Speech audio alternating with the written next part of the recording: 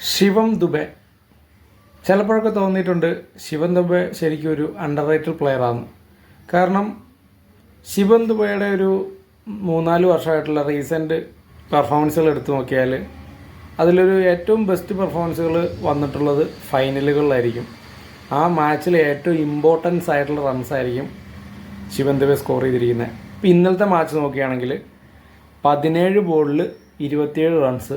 അതായത് ഇന്നലത്തെ ആ ഒരു സ്ലോ പിച്ചിൽ ടീമിൻ്റെ സ്കോറിൻ്റെ കൂടെ 17 ബോളിൽ 27 റൺസാണ് ദുബെ ആഡ് ചെയ്തത്. അത് ഇന്നലത്തെ സ്കോറിലൊരു ഭയങ്കര ക്രൂഷ്യൽ ഘടകമായിരുന്നു. അതുപോലെ തന്നെ ഇതിന് മുന്നത്തെ ഒരു മാച്ച് നമ്മൾ എടുക്കുകയാണെങ്കിൽ 2025 ഏഷ്യ കപ്പ് എടുക്കുകയാണെങ്കിൽ ഏഷ്യ കപ്പിൽ നമുക്കറിയാം തിലക് വർമ്മയായിരുന്നു ടോപ്പ് സ്കോറർ. തിലക് വർമ്മയ്ക്ക് പുറകിൽ ടോപ്പ് സ്കോററായിട്ട് 22 ബോളിൽ 33 റൺസായിട്ട് ശിവം ദുബെ ഉണ്ടായിരുന്നു. അതും പാകിസ്ഥാനുമായിട്ടായിരുന്നു മാച്ച്. നല്ല പ്രഷറുള്ള മാച്ചായിരുന്നു. ഓപ്പണേഴ്സ് അഭിഷേക് ശർമ്മയും ശുഭ്മാൻ ഗില്ലും ഒക്കെ നേരത്തെ തന്നെ ഔട്ടായി. സൂര്യകുമാർ യാദവ് 1 റണ്ണിന് പോയി. അതിനുശേഷം തിലക് വർമ്മയും സഞ്ജു സാംസണിൻ്റെയും ഒരു അത്യാവശ്യം ഒരു പാർട്ട്ണർഷിപ്പ് ഉണ്ടായിരുന്നു. അത് കഴിഞ്ഞ് വന്ന ശിവം ദുബെ 22 ബോളിൽ 32 റൺസ് എടുത്തു.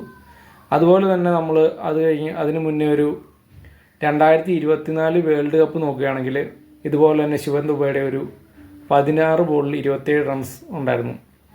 അതും ആ മാച്ചിലൊരു ക്രൂഷ്യൽ റൺസായിരുന്നു. അതുപോലെ തന്നെ 2023 IPL ഫൈനൽ നോക്കുകയാണെങ്കിൽ ഗുജറാത്തിനെതിരെ ചെന്നൈക്ക് വേണ്ടി 22 ബോളിൽ 33 റൺസ് ആ ഫൈനലിൽ ദുബെ നേടിയിട്ടുണ്ട്. ശരിക്കും ദുബെയുടെ ഈ സ്റ്റാറ്റ്സുകൾ കാണുമ്പോഴാണ് നമുക്ക് മനസ്സിലാകുന്നത് ദുബെ ഒരു പ്രഷർ മാച്ചിൽ പെർഫോം ചെയ്യുന്നൊരു പ്ലെയറാണ്. അത് എത്രത്തോളം പുള്ളിക്ക് അംഗീകരിക്കപ്പെട്ടിട്ടുണ്ടെന്നറിയില്ല. നമ്മൾ സോഷ്യൽ മീഡിയയിലും ഇതിലൊന്നും അത്രയും ഒരു അപ്രിസിയേഷനോ കാര്യങ്ങളൊന്നും ദുബൈക്ക് കിട്ടുന്ന കണ്ടിട്ടില്ല.